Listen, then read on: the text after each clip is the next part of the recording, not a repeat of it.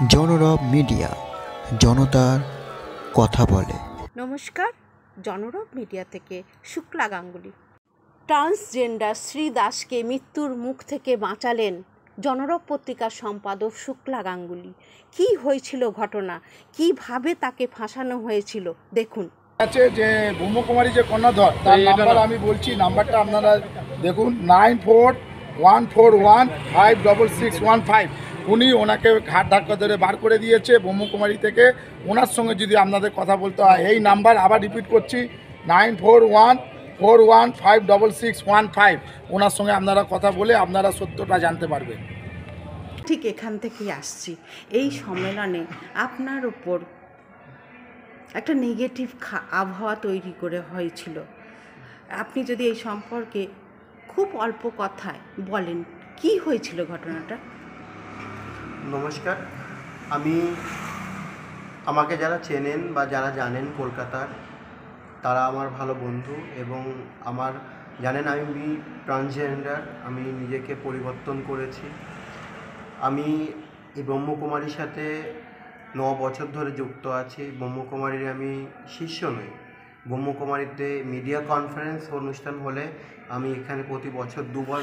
একটু থামিয়ে বলি, ব্রহ্মকুমারীতে শিষ্য বলে কিছু হয় না, এখানে শুধুই ভাই বোন। হ্যাঁ, আমি এখানে প্রথমে ভাই হিসাবে আমি আসতাম, এখন আমি সিস্টার হিসাবে আমি এসেছি। আমি সেইভাবেই ফর্ম ফিল আপ করে রেজিস্ট্রেশনও পাই। তারপরেই আমি এখানে আসার টিকিট ট্রেনে করে আসতে হয় কলকাতা থেকে। আমি তার জন্যই আমি এখানে আসি বা আমি যাই।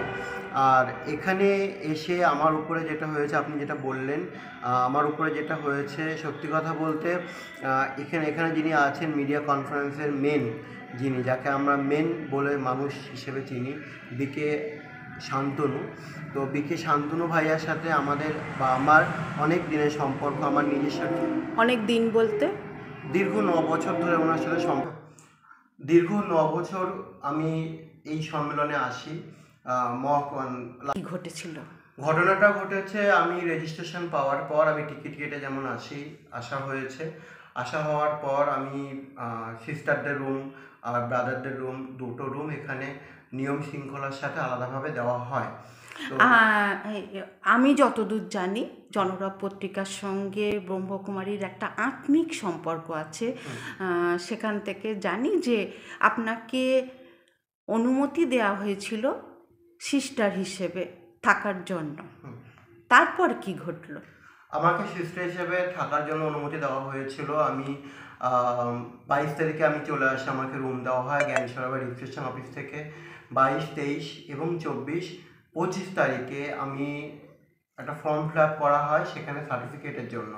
আমি সার্টিফিকেট নেওয়ার জন্য যখন যাই, তখন যে মিডিয়া উইংসে যে কর্ণধার আছেন তার সাথে যোগাযোগ করানো হয় কোনো একজন ভাইয়ার মাধ্যমে। যোগাযোগ করানোর ফলে ভাইয়া আমাকে অফিসে ডাকেন। কিন্তু সবথেকে বড় বিষয় হয়েছে, যেদিনকে আমি জ্ঞানসরোবরে যাই তার সাথে সাথে আমি কিন্তু ভাইয়ার সাথে যোগাযোগ করার জন্য, যেহেতু আমি সশরীরে উপস্থিত হয়েছি, আমি ফোনের মাধ্যমে না, আমি সরাসরি অফিসে আমি 3 দিন পর পর যাতায়াত করি ভাইয়ের সঙ্গে যোগাযোগ করার জন্য। যেহেতু আমি সিস্টার, তার সাথে সাথে আমি একজন ট্রান্সজেন্ডার, আমার জন্য যদি আলাদা কোনো রুম বন্দোবস্ত করা যেত তার জন্য যাওয়া হয়েছিল। কিন্তু অবশ্য সবথেকে দুঃখের বিষয় এটা হলো যে আমি যখন রুমে আমি 3 দিন ধরে বন্ধুদের সাথে, দিদিদের সাথে আমি রয়েছি, খুব ভালো মিলেমিশে আনন্দতে রয়েছি এবং কনফারেন্সে যাচ্ছি বা আমি অনুষ্ঠানে যাচ্ছি, আমি সওগাত নিয়ে আসলাম, সব ঠিক আছে। হঠাৎ করে ভাইয়া আমাকে বলে উঠলেন যে তোমার জন্য এখানকার বাতাবরণ, এখানকার আবহাওয়া খুব খারাপ হয়ে গেছে। আমি কি করলাম বা কেন বাতাবরণ আবহাওয়া খারাপ হলো আমি বুঝতে পারলাম না। তা সত্ত্বেও কথার অনুযায়ী আমি ওখান থেকে বেরিয়ে আসতাম, কেন আমার জন্য একটা এত বড় সম্মেলনের অনুষ্ঠান খারাপ হোক আমি চাই না, বা বাতাবরণ খারাপ হোক চাই না, বা সেখানে পুলিশ প্রশাসন আসুক সেটাও আমি চাই না। আমি মাথা নিচু করে চলে আসি। সাথে সাথে আমার সাথে জনরব পত্রিকার সঙ্গে দীর্ঘদিনের সম্পর্ক। জনরব পত্রিকার যে সম্পাদিকা, তিনি সকলকে নিয়ে আসেন মাউন্ট আবুতে। প্রতি বছর তার হাত ধরে অনেক কলকাতার সাংবাদিকরা আসেন, নামী অনামী সাংবাদিকরা আসেন, যারা হয়তো সাংবাদিকতা করেন না তারাও কিন্তু আসেন তার হাত ধরে।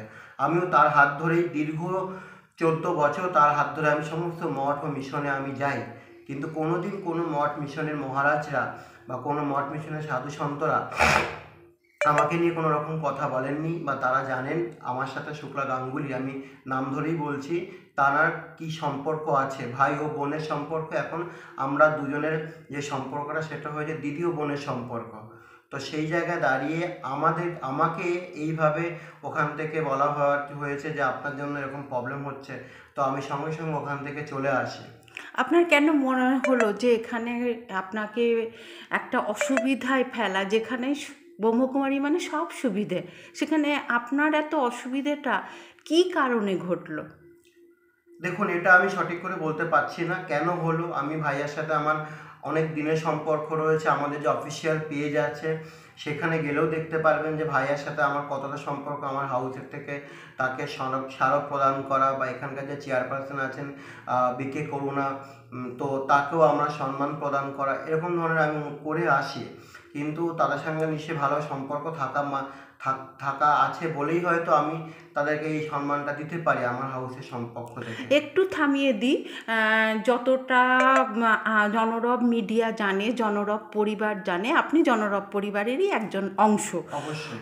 আর বিভিন্ন চ্যানেলে আপনি কিন্তু নিজেকে অনুষ্ঠান করে দেখিয়েছেন যে আপনি ট্রান্সজেন্ডার হয়েছেন। আমি সেই চ্যানেলের নামগুলো আমি বলছি না, সেইগুলোও তো আপনি শুনেছি দেখিয়েছেন, তার প্রতিক্রিয়া কি? আমি গত বছর 2023 সেপ্টেম্বর মাসে যখন শান্তিবনে সম্মেলন হয়, তার ঠিক 1 মাস পর অক্টোবর মাসের 10 তারিখে আমার শিব বাবার আশীর্বাদে, আমার গুরুজনদের আশীর্বাদ নিয়ে আমার শারীরিক গঠনটা আমি চেঞ্জ করার সিদ্ধান্ত নিই। আমি নিজের মনের থেকে আমি একজন বলতে পারেন মহিলা, আমি মন থেকে মহিলা। তো নিজেকে আরও ভালোভাবে নিজেকে পরিচালনা করার জন্য, নিজের মনের শান্তির জন্য আমি অপারেশন করি। অপারেশন হয়ে দেখুন, এটা তো জানা গেছে, কিন্তু আপনার প্রবলেমটা কিভাবে সমাধান করলেন? কেন ব্রহ্মকুমারী মানে তো মিঠে বলো, কাউকে দুঃখ দিও না, বিভিন্ন দিদিরা সবসময় সুবিধার কথা বলে এবং একটা বাঁচবার প্রেরণা দেয়। সেখানে আপনাকে এত মর্মাহত দেখেছিলাম, আমার নিজেরই খারাপ লেগেছিল এবং আমিও বুঝতে পারিনি যে পরিস্থিতি কিভাবে নিয়ন্ত্রণ করব। কেন কলকাতা থেকে অনেক সাংবাদিকরাই এসেছিলেন, তারা কিন্তু আপনাকে কিভাবে নিয়েছে সেটাও আমি বলবো না, সেটা আপনিই বলবেন। তাদের সাথে আমি সত্যি কথা বলতে গেলে আমি ওই দিনকে প্রচুর ভেঙে পড়েছিলাম। ভাইয়াকে আমি আমার নিজের ফোন বার করে আমি দেখিয়েওছিলাম যে আমার 10 তারিখ অক্টোবরের পরে আমার যে সমস্ত অনুষ্ঠানগুলো আমি করেছিলাম কলকাতা প্রেস ক্লাবে, পাশাপাশি অন্যান্য জায়গাতে, সম্পূর্ণ জায়গাতে কিন্তু আমাকে চেঞ্জেস রূপেই সবাই দেখেছে আমাকে, এবং আমার সব জায়গাতেই সেইভাবেই আমি নিজেকে নিয়ে আমি প্রেজেন্টেশন করেছি। আমি আমার সাথে যারা গিয়েছিলেন তারাও কিন্তু সেইভাবেই প্রেজেন্টেশন দেখেছে। জানি না তাদের কি হয়েছে বা তারা কি হয়, তারা যদি কিছু বলতো আমাকে সরাসরি বললে আমি খুব খুশি হতাম। তার সবথেকে বড় বিষয়, আমাকে যদি দেখে তাদের কোনো কিছু মনে হয়েছে বা ট্রান্সজেন্ডাররা ব্রহ্মকুমারী সম্মানগুলোতে আসতে পারবেন না, যদি এরকম কোনো কিছু থেকে থাকতো, তাহলে বিশ্বাস করুন আমি নিজে একজন সনাতনী মানুষ হিসেবে আমি বলতে পারি আমি আসতাম না। বা আমার জন্য যদি কোনো রকম খারাপ হয়ে থাকতো, আমি সেখান থেকে সেটা আমি লিখেও দিয়ে এসেছি, যেটাকে বলা হয় মুছ লেখা, আমি দিয়েও এসেছি যে আমার জন্য যদি কোনো রকম প্রবলেম হয়ে থাকে তার জন্য আমি দুঃখিত, আমি এখান থেকে জ্ঞান স্বল্প ছাড়ছি, আমি বেরিয়েও আসি। আমার সঙ্গে জনরব পত্রিকার সম্পাদিকা যিনি ছিলেন শুক্লা গাঙ্গুলিও কিন্তু আমার সাথে উনি চলে আসেন। ভাইয়া আমাকে তখন বলেছিলেন যে, ভাইয়া দিদিকে বলেছিলেন সম্পাদিকাকে যে তুমি ওর সঙ্গে যাও, ওকে তুমি একটু করে দাও। কারণ আমি সত্যি কথা বলতে গেলে সেই সময়টা মানসিকভাবে প্রচণ্ড ভেঙে পড়েছিলাম, যেখানে এতটা বছর এই পরিবারের সাথে আমি যুক্ত ছিলাম সব সময়ের জন্য। তো আমি যথাযথ ওখান থেকে চলে আসি এবং শান্তনু ভাইয়ের তার নিজস্ব গাড়ি আমাকে জ্ঞান সরোবর থেকে নিজস্ব গাড়িতে করে পার্সোনাল ড্রাইভারের মাধ্যমে আমি যাবো রোড পর্যন্ত আসি। তারপরে ওখান থেকে আমরা পুষ্করে আমরা আসি। পুষ্করে আসার পর শোনা যাচ্ছে মিডিয়া উইংসের কর্ণধার বিকে শান্তনু, ভাইয়া বলতে কষ্ট হচ্ছে, বিকে শান্তনুই বলছি। উনি কলকাতার কিছু সাংবাদিকের নামে যারা এসেছেন তাদের দিয়ে বলছেন গলা ধাক্কা দিয়ে বের করা হয়েছে। এটাকে আপনি কিভাবে নিচ্ছেন? দেখুন, এটাকে আমি প্রথমত অপমানজনকভাবে নিচ্ছি। আমি শান্তনু ভাইয়ার সাথে আমি যোগাযোগ করার চেষ্টা করেছি। উনি আশা করি হয়তো কিছু মানুষের প্রলোভনে, কিছু মানুষের মদতে বা কিছু মানুষের যেটাকে বলা হয় বাজে কথাবার্তা শোনা, নেগেটিভ কথাবার্তা ভাইয়া হয়তো শুনেছেন। একদম কোট আনকোট আমি বলছি, তার জন্য ভাইয়া হয়তো এই কাজটা করেছেন। বা আমাকে ভাইয়া যতটা ভালোবাসেন বা শুক্লা গাঙ্গুলি যতটা ভালোবাসেন সেটা কিন্তু এটা কাঙ্ক্ষিত নয়। আর যেটা কথা উঠেছে বা আমি নিজেও সেটা দেখেছি যে কার্যত গলা ধাক্কা দিয়ে বার করে দেওয়া হয়েছে একজন সাংবাদিককে, প্রথিতযশা কোট আনকোট প্রথিতযশা সাংবাদিককে। কোনো একটা গ্রুপে আমি দেখেছিলাম, আমাকে দেখানো হয়েছিল। তো সেই জায়গাটা আমি দেখে আমি বলতে পারি ঘাড় ধাক্কা, এটাকে কিভাবে আপনি ঘাড় ধাক্কা বলছেন তার ব্যাখ্যা করে দিলে আমি সব থেকে উপকৃত হব। কারণ যেখানে যিনি মিডিয়া উইংসের কর্ণধার যিনি বলছেন যে আপনি যে তুমি এখান থেকে তুমি যাচ্ছ, সাবধানে যাও, তোমাকে আমি গাড়ি দিয়ে দিচ্ছি, শুক্লা দিদি তুমি ওর সঙ্গে যাও, ওকে তুমি ও মানসিকভাবে ভেঙে পড়েছে, জানি এতদিন ধরে আমাদের এখানে আসছে, কি করব, ওখানে আমাদের এখানে অনেকে আছেন তার জন্য। তো আমি মাথা নিচু করে সেখান থেকে চলে আসি, কারণ সেই জায়গাতে দিদিও আমার সঙ্গে চলে আসে সম্মানের সাথে। কিন্তু দিদিকে কিভাবে এই যে কথাটা বলা হয়েছে যে ঘাড় ধাক্কা দিয়ে বার করা হয়েছে, ঘাড় ধাক্কাটা দেওয়া হলো কোথায়? ঘাড় ধাক্কা কাদেরকে দেওয়া হয়? ঘাড় ধাক্কা দেওয়া হয় চুরি করলে ঘাড় ধাক্কা দেওয়া হয়, অন্য উল্টো পাল্টা কাজ করে তাদেরকে দেওয়া হয়, বা সেটা পুলিশ প্রশাসনের দ্বারা ঘাড় ধাক্কা দেওয়া হয়। তো সেটা আমার মনে হয় না সেখানে কোনো কিছু হয়েছে বা কোনো রকম বাজে কোনো দুর্ঘটনা ঘটানো হয়েছে। তো এটা যদি কাল্পনিক বা নিজেদের নিজস্ব বক্তব্য, নিজস্ব কোনো রকম রাগের থেকে যদি এই কথাগুলো তারা যদি বলতে পারে সেটা আমার জানা নেই। কিন্তু এই যে কথাগুলো বলা হয়েছে শান্তনু ভাইয়াকে নিয়ে, আমি যতটুকু খবর পেয়েছি শান্তনু ভাইয়াও এই ব্যাপারটা এগ্রি করেননি। শান্তনু ভাইয়াও এই ব্যাপারটাকে নিয়ে উনি কোনো কথা বলতে চাননি। কেন আমিও বেশ কিছু ভাইয়াদের সাথে আমি যোগাযোগ করেছি, আমি যারা আমাকে চেনেন বা জানেন। কেননা যেহেতু দীর্ঘদিন ধরে, আবারও বলছি, যোগাযোগ আমার দীর্ঘদিন ধরে মাউন্ট আবুর সাথে আমি আসা যাওয়া করছি। তো সেই জায়গায় দাঁড়িয়ে আমি একটা ভুল হয়েছে, আমি সেই মুহূর্তে সঠিক ডকুমেন্টস বলা হচ্ছে, আমি ডকুমেন্টসটা দেখাতে পারিনি। কারণ আমাদের ডকুমেন্টস তৈরি করতে ন্যূনতম 1 বছর টাইম লাগে। আমি সবেমাত্র 2023 অক্টোবর 10, আর এখন এটা চলছে আপনার মে মাস শেষ হচ্ছে। তো আমি যখন আপনাকে বলছি মানে মে মাস শেষ হচ্ছে, মাত্র 7-8টা মাস। সরকারিভাবে অনেক নিয়ম কানুন থাকে। আমি ভারতীয় নাগরিক হিসেবে আমার যে আধার কার্ড আমি সেটা প্রদান করে এসেছি। সব থেকে বড় বিষয়, আমি এখানে আমি কথা বলবো, আমি মাউন্ট আবুতে আসি বা না আসি, কিন্তু একটা কথা বলতে চাই, আমি জনরব পত্রিকার মাধ্যমে, জনরব পত্রিকা আমার পরিবার, আমি জনরব পত্রিকার মানুষ, তার হাত ধরে বড় হয়েছে। সব থেকে বড় একটা বিষয় আমি বলতে চাই, যেন এই ব্যাপারটা জনরবের মাধ্যমে সমস্ত মানুষের কাছে পরিচয় চলে যায়, যে মাউন্ট আবুতে আসা তাদের নিজস্ব পরিচয়পত্র যেন সঙ্গে করে নিয়ে আসে। কারণ রেজিস্ট্রেশনের সময় কিন্তু কোনো রকমভাবে Aadhaar card, voter card, PAN card বা ভারতীয় নাগরিকত্বের কার্ড কিন্তু তারা চান না। যদি চাইতেন তাহলে আমার বড় প্রশ্ন, আমি কিন্তু আসতাম না। এমনকি সঠিক প্রেস কার্ড কিনা তারাও দেখেন না। সঠিক প্রেস কার্ড কিনা সেটা দেখেন তো নাই। তারা রেজিস্ট্রেশন করে দেওয়ার সাথে সাথে তারা কিন্তু যাচাই পর্যন্ত করেন না। যদি যাচাই করতেন, যদি যাচাই করে তাদের সন্দেহ হতো, তাহলে আমাকে কিন্তু বলতে পারতেন।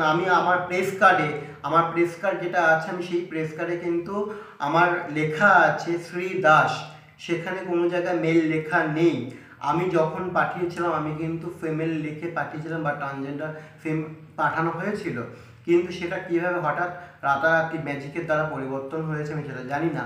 কিন্তু যখন সব থেকে বেশি আমি মানলাম পরিবর্তন হয়েছে, কিন্তু কার্ডে শ্রীদাস লেখা আছে। আমার কথা অনুযায়ী বা মানুষের কথা অনুযায়ী একটা ট্রান্সজেন্ডার তার নিজস্ব নাম পরিবর্তন শ্রীদাস, এটা কোনো ফিমেল নাম নয়, এটা ফিমেলদের নাম হয় শ্রীদাস। সেই শ্রী দাসের নামে যখন কার্ডে তার আমার যে নারী সত্তার যে ছবি আছে, সেই ছবি যখন আপলোড করা আছে, সেই ছবি দেখে তারা সেটা বিশ্বাস করেননি। AI পিকচার বলে তারা আমাকে বলেছেন। তার পাশাপাশি আমি কিন্তু অনেক বিভিন্ন সংবাদ মাধ্যমে ভিজুয়ালাইজভাবে আমি দেখানোর চেষ্টা করেছি যে দেখুন এইভাবে আমাদের নিউজগুলো প্রকাশিত হয়েছে, ক্রমশ প্রকাশিত হয়েছে।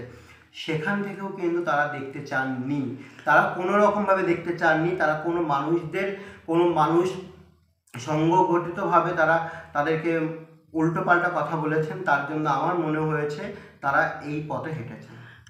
আপনাকে শেষ প্রশ্ন করব, বিরক্ত করব না, ভারাক্রান্ত মন, একটা কঠিন সময় চলছে। আপনি শান্তনু ভাইয়া এবং ব্রহ্মকুমারীর উদ্দেশ্যে কি বার্তা দেবেন? আমি শান্তনু ভাইয়া এবং ব্রহ্মকুমারী প্রত্যেকটা উইংসের যারা আছেন কর্ণধার, তাদেরকে বার্তা দিতে চাইছি। কেন ব্রহ্মকুমারী সারা বছর ভালো পরিষেবা দিচ্ছেন, ভালো মানুষদের তাদেরকে সঠিক দিশা দেখাতে চাইছেন। আর আমিও যে দিশায় পথে চলছি, জনরব পত্রিকায় এত বছর ধরে আমাকে যে নিয়ে আসছেন, সেই যে শিক্ষাটা আমি লাভ করেছি, বা গুরুকুলের যে সমস্ত গুরুদের থেকে আমি বচন শুনে লাভ করেছি, একটা কথাই বলতে পারি, দেখুন যে কোনো মানুষকে ডেকে তার ডাকার আগে সঠিক পরিচয়পত্র যাচাই করে নিন, অন্যথায় ডাকবেন না, আর ডেকে অপমান করবেন না। এটা আমি যথেষ্ট অপমানিত বোধ হয়েছি। হ্যাঁ, তার মানে আপনার কথা থেকে বেরিয়ে এলো মুখে আত্মা পরমাত্মার কথা বললেও দেহধারীকে কোথাও যেন হেনস্থা করা হয়েছে। সব থেকে একটা বিষয়, হেনস্থা করা তো হয়েছেই, আমি মানসিকভাবে প্রচণ্ড ভেঙে পড়েছিলাম। আমি ইভেন্ট নিজেকে অন্যরকম পরিস্থিতিতে নিয়ে যাওয়ার চেষ্টা করেছিলাম, যথেষ্ট ভেঙে পড়েছিলাম, যেহেতু এখানে এই সংস্থার সাথে